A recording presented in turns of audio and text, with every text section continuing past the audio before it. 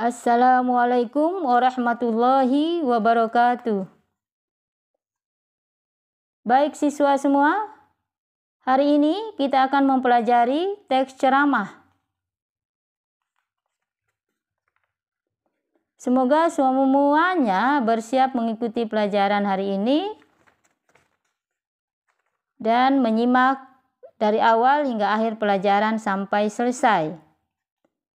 Perhatikan kompetensi dasar teks ceramah ada pada slide kedua. Urutan kegiatan pada slide ketiga. Jadi kegiatan untuk teks ceramah sama seperti kegiatan di teks eksplanasi. Untuk materi pokok bisa dilihat pada slide keempat.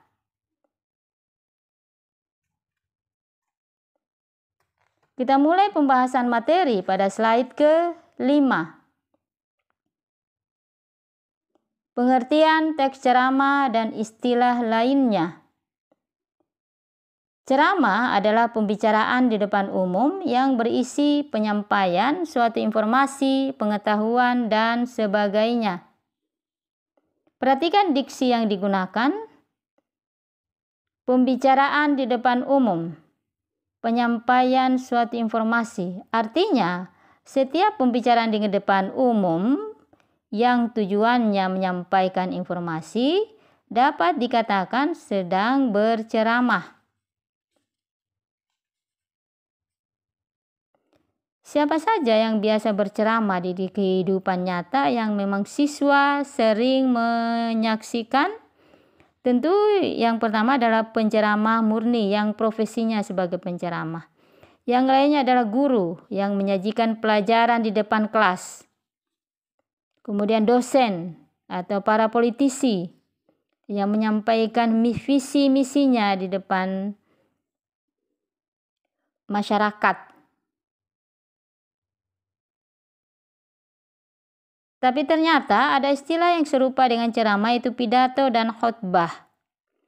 Pidato juga pembicaraan di depan umum, tapi sifatnya persuasif, mengajak, atau berusaha mempengaruhi penyimak. Khotbah khusus berisi tentang hal-hal tentang agama,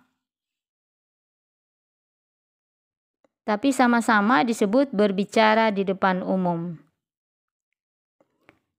Dari ketiga istilah ini, ceramah, pidato, dan khotbah, pidato yang biasa dijadikan sebagai bahan lomba. Karena di sini ada istilah bersifat persuasif. Karena biasanya ciri seorang pembicara di depan umum yang berhasil kalau penyimak itu antusias mendengarkan apa yang disampaikan. Kemudian kita lihat ciri-ciri teks ceramah yang baik dan benar pada slide ke-6. Pertama, permasalahan aktual. Kedua, fakta atau opini yang menarik. 3, mengandung informasi atau bagian penting. 4, menyatakan pernyataan pendapat dalam bentuk tesis. Sekarang perhatikan apa perbedaan antara pernyataan pendapat dan yang kita pelajari hari ini dengan yang dipelajari waktu teks eksplanasi ataupun teks prosedur. Sebenarnya yang dimaksud sama, hanya cara menyampaikan saja yang berbeda. Kalau pernyataan yang berbentuk tesis itu lebih kompleks, lebih luas, lebih dalam, karena menyangkut pemikiran deduksi dan induksi. Pernyataan dalam bentuk tesis ini siswa telah pelajari pula di kelas 10 pada teks eksposisi. Jadi sama caranya membuat tesis pada teks eksposisi atau membuat pernyataan pendapat yang disebut dengan tesis.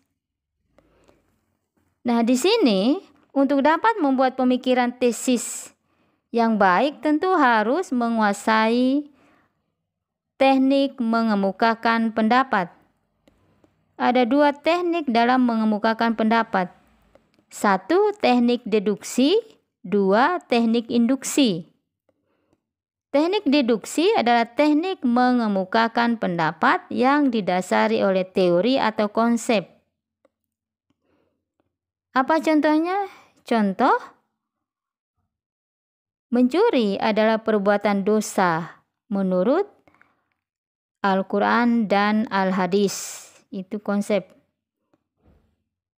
Sekarang kita lihat apa yang dimaksud dengan pemikiran induksi. Induksi adalah teknik mengemukakan pendapat yang didasari oleh fakta, peristiwa, atau fenomena. Kalau tadi kita mengambil konsep mencuri adalah perbuatan dosa yang dilarang oleh agama, maka pemikiran induksi akan saya katakan banyak terjadi pencurian akhir-akhir ini. Nah, antara pemikiran deduksi dan induksi itu kadang-kadang terjadi kontradiksi. Misalnya tadi, mencuri dilarang tapi dilakukan. Nah, untuk kemudian dijadikan bahan pelajaran, yang manakah konsep berpikir yang bisa dijadikan bahan belajar atau sumber dalam bertindak? Tentu saja yang jadikan sumber dalam bertindak adalah pemikiran deduksi. Karena pemikiran induksi tidak selalu sejalan dengan pemikiran deduksi. Manusia kadang melakukan hal yang dilarang. Sekarang pertanyaannya, apakah sama yang dimaksud pemikiran deduksi dan induksi yang dipelajari saat ini dengan yang dipelajari waktu teks eksplanasi? Tidak sama. Karena deduksi dan induksi itu adalah sebuah istilah yang memiliki banyak makna tergantung dari sudut pandang mana ditafsirkan. Kalau deduksi dan induksi yang dipelajari saat teks eksplanasi, kita menafsirkan deduksi dan induksi berdasarkan penempatan kalimat utama atau gagasan utama. Kali ini, pemikiran deduksi dan induksi yang dimaksud adalah dilihat dari teknik mengemukakan pendapat atau sumber mendapatkan data. Ada yang bersumber dari konsep, ada yang bersumber dari fakta. Jadi sudah dua konsep atau definisi deduksi induksi yang telah siswa pelajari. Saya ulangi. Deduksi dan induksi yang dipelajari waktu teks eksplanasi itu adalah dilihat dari cara menempatkan kalimat utama sebuah paragraf. Kali ini yang dipelajari adalah teknik berpikir secara deduksi dan induksi. Jadi dilihat dari tekniknya atau sumber data. Baik, kita masuk pada slide ke-7. Pengertian bagian-bagian penting paragraf. Bagian-bagian penting paragraf adalah gagasan utama yang biasanya terdapat pada kalimat pertama atau akhir suatu paragraf.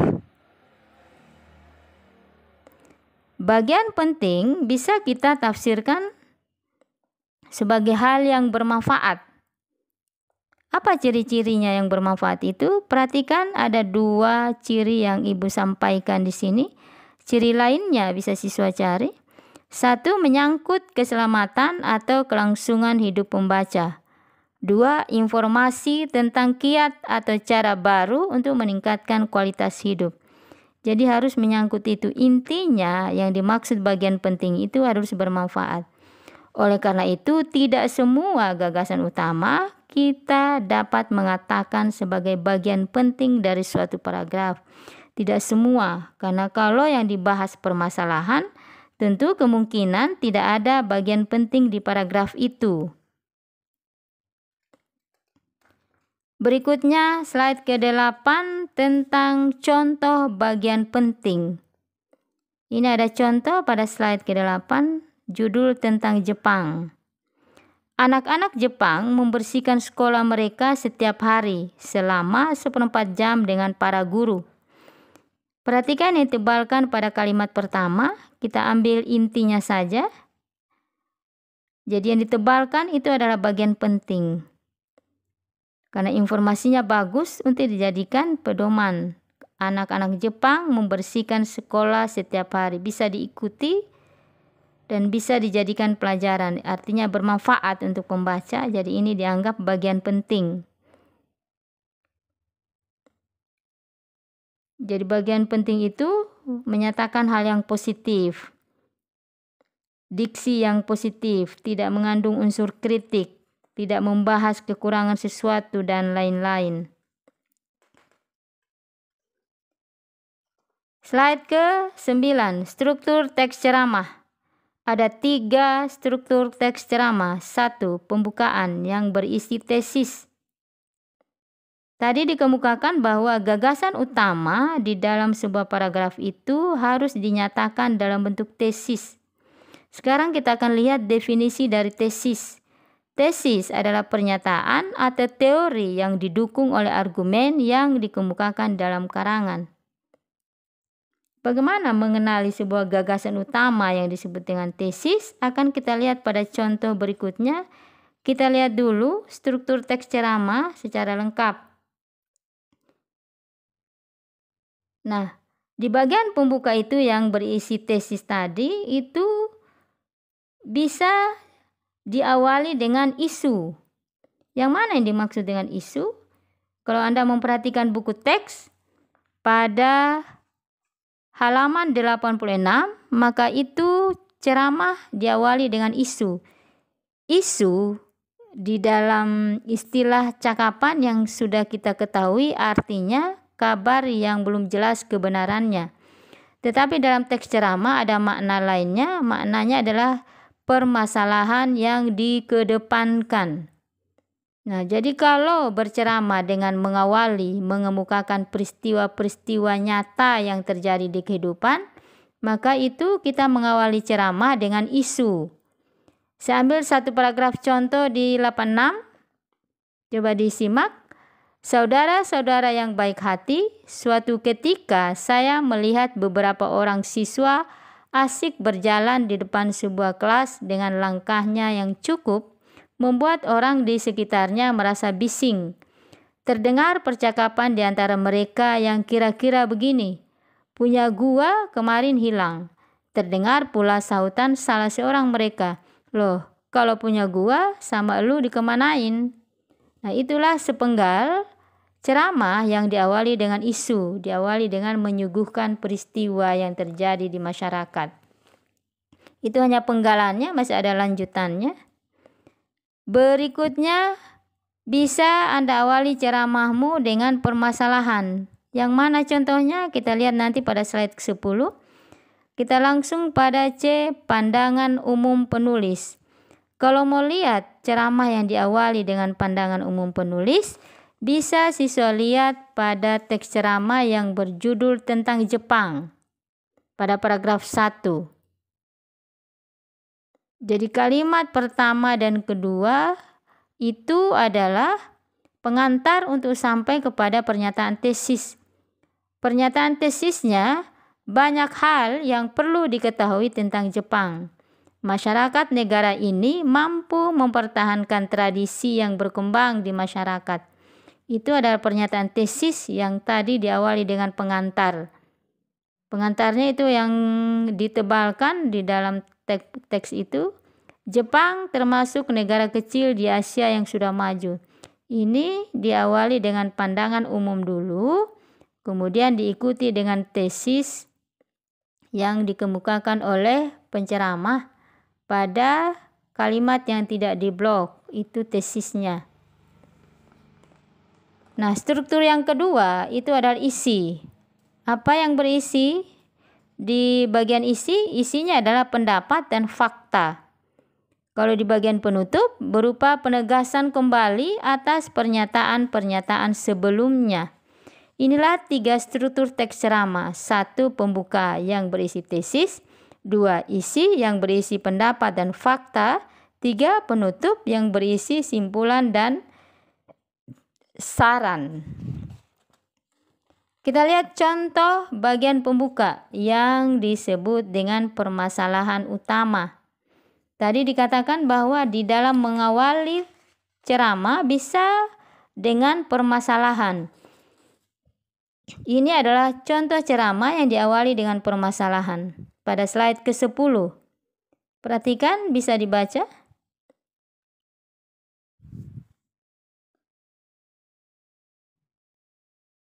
Kalau Ibu baca permasalahannya yang ditebalkan, pemilihan kata-kata oleh masyarakat akhir-akhir ini cenderung semakin menurun kesantunannya dibandingkan dengan zaman saya dahulu ketika kanak-kanak.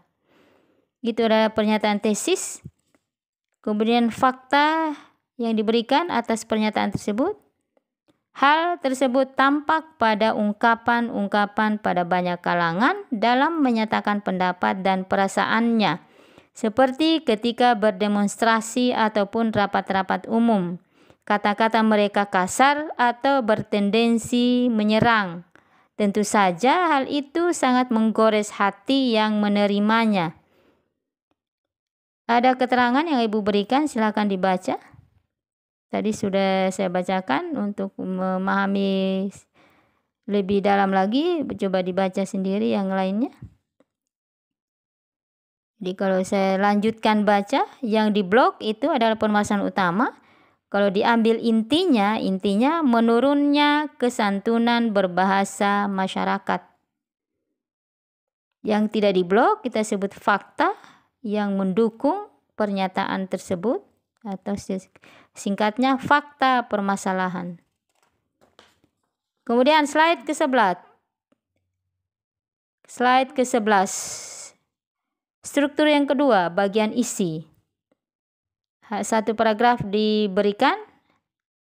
Perhatikan, ini berisi pendapat, jadi belum ada fakta. Fakta itu ada pada paragraf berikutnya, tapi tidak ditampilkan, hanya satu paragraf saja. Kalau saya baca kalimat pertama, opininya atau pendapatnya, fenomena tersebut menunjukkan adanya penurunan standar moral, agama, dan tata nilai yang berlaku dalam masyarakat. Bisa siswa lanjut baca sendiri untuk mengetahui pendapat dari yang akan disampaikan berkaitan dengan tesis yang ada di paragraf pembuka. Berikutnya bagian penutup. Ini berisi saran. Perhatikan kalimat-kalimatnya, kalimat persuasif. Pada slide ke-12, itu bagian penutup. Slide ke-13, unsur kebahasaan. Sebelum kita membahas unsur kebahasaan, kita akan lihat apa kaitan antara teks prosedur, eksplanasi, dan teks ceramah. Nah, sebenarnya dari semua teks yang siswa sudah pelajari, baik di kelas 10 maupun di kelas 11 ini, itu menjadi bahan untuk siswa menyusun ceramah yang baik dan sistematis. Jadi intinya, teks ceramah itu adalah alat untuk mengimplementasikan pengetahuan siswa tentang hal-hal yang sudah dipelajari. Baik bentuk teks prosedur, eksplanasi, maupun teks yang lain di kelas 10. Jadi untuk menguji kemampuan dan kepemahaman Anda tentang teks dapat dilakukan melalui teks ceramah. Kita lanjut melihat unsur kebahasaan teks ceramah. Teks ceramah memperbolehkan menggunakan kata ganti karena kita akan menyapa penyimak. Jadi kata ganti atau kata sapaan, misalnya kata saya, kami, hadirin, saudara-saudara, itu adalah kata ganti yang bisa digunakan untuk menyapa. Jadi yang dipakai kata ganti orang pertama dan kedua. Kemudian kalimat-kalimat yang dipakai dalam berceramah itu cenderung menggunakan kalimat majemuk bertingkat. Karena memang seorang penceramah itu cenderung menggunakan kalimat-kalimat yang panjang. Nah, karena kalimat-kalimat majemuk bertingkat yang digunakan, tentu saja itu mengarah kepada argumentasi dan ide-ide yang dikemukakan oleh penceramah di dalam isi ceramahnya. Di sini diperkenalkan ada 7 kalimat majemuk bertingkat dilihat dari konjungsi yang dipakai. Kita lihat dulu definisi kalimat majemuk bertingkat. Kalimat majemuk bertingkat adalah kalimat yang memiliki lebih dari satu klausa dan hubungan antara klausa tidak sederajat. Contoh kalimat majemuk. Ada 7, 1 hubungan sebab akibat. Ini sudah kita ketahui apa konjungsi yang dipakai. Sudah dipelajari di teks eksplanasi. Kemudian hubungan cara. Konjungsi yang dipakai itu adalah dengan. Hubungan sangkalan, konjungsi yang dipakai seolah-olah, seakan-akan.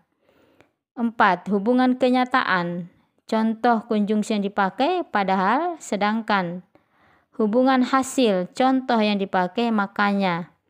Hubungan penjelasan, contoh yang dipakai bahwa, yaitu. Hubungan atributif, contoh yang dipakai adalah yang. Ini adalah Jadi hubungan dimaksud ini adalah konjungsi atau kata sambung yang dipakai di dalam menghasilkan kalimat majemuk bertingkat. Berikut kita ke slide ke-14, teknik orasi ceramah. Ada 4 teknik orasi.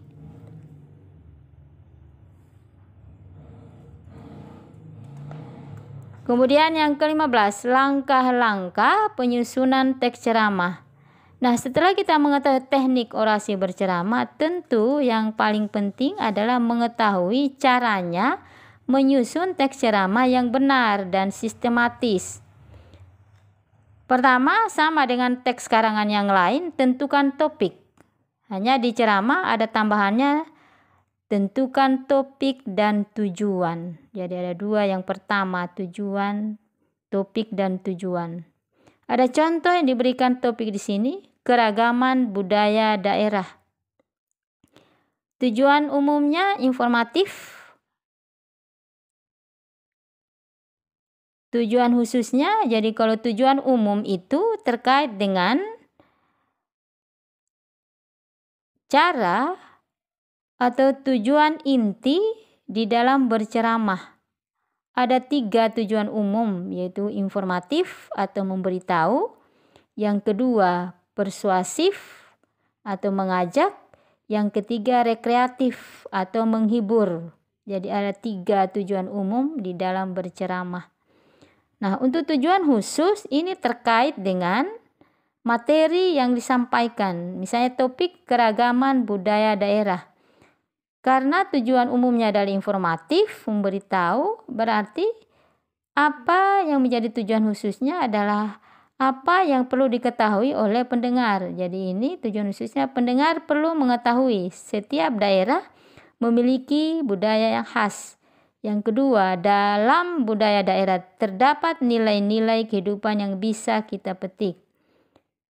Yang kedua, topik manfaat penghijauan. Kalau ini tujuannya lebih tepat kalau persuasif atau mengajak atau untuk meyakinkan.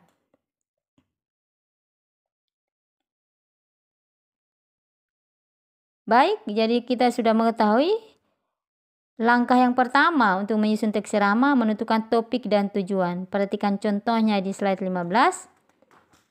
Kita lanjut, setelah menentukan topik dan tujuan, kita akan menyusun kerangka karangannya. Lihat pada slide ke-16. Jadi kerangka karangan disusun yang mengarah kepada struktur teks yang ada 3 tadi, yaitu pembuka, isi, dan penutup. Ada contoh diberikan pada slide ke-16. Kemudian slide ke-17, masih lanjutan langkah menyusun teks ceramah. Jadi setelah tadi mengembangkan kerangka atau menyusun kerangka, kita perlu menyusun kerangka itu menjadi kalimat-kalimat atau paragraf-paragraf yang terdiri atas struktur, pembuka, isi, dan penutup.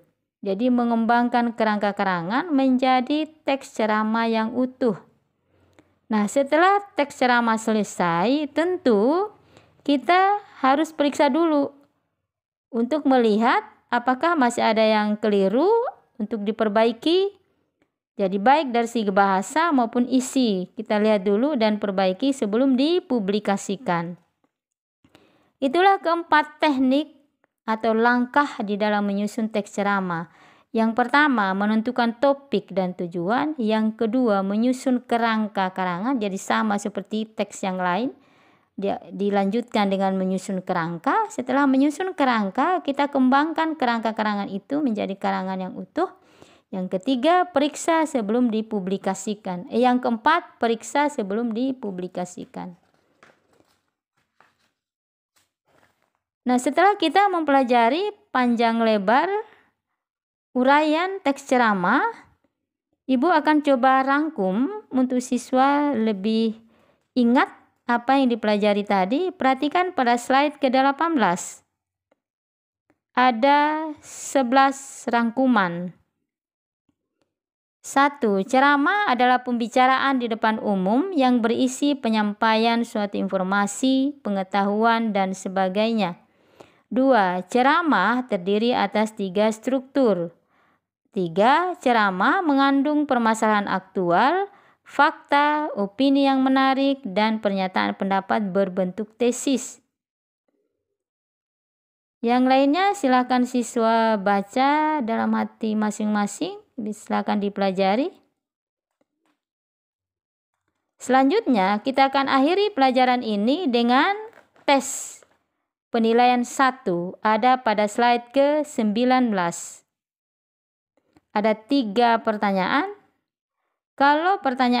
Kalau pembelajaran ini masih berlangsung secara daring, silakan dikirim di classroom hari ini. Sedangkan kalau pembelajaran ini sudah tatap muka, akan dikumpul langsung di kelas. Untuk slide berikutnya pada penilaian 2 di slide 20, penilaian 3 pada slide ke-21, penilaian 4 pada slide ke-22 itu akan kita lakukan pada pertemuan selanjutnya.